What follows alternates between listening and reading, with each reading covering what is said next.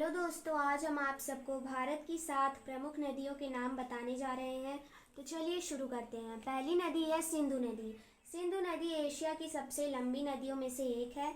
यह नदी तिब्बत और कश्मीर के बीच बहती है। सिंधु नदी का दूसरा नाम इंदस भी था। दूसरा, ब्रह्मपुत्र नदी। ब्रह्मपुत्र नदी भारत की प्रमुख नदियों में से एक है। यह तिब्बत, भारत तथा बांग्लादेश से होकर बहती है। यह भारत की सबसे गहरी नदी भी है। गंगा, तीसरी नदी है गंगा नदी। यह नदी भारत के उत्तराखंड राज्य में पश्चिमी हिमालय से निकलती है।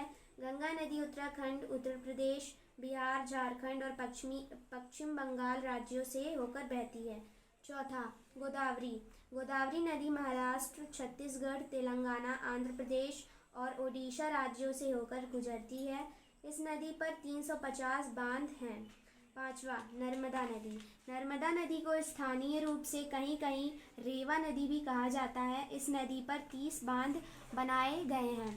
छठवा, कृष्ण नदी। कृष्ण नदी हिंदुओं द्वारा पवित्र नदी माना जाता है। इस नदी में हीरे भी पाए जाते हैं। सातवां और अंतिम नदी का नाम है महानदी। महानदी ओडिशा राज्य की एक महत्वपूर्ण नदी है। महानदी पर 3 बांध बनाए गए हैं जिसका नाम है रुद्री, गंगरेल तथा हीराकुंड।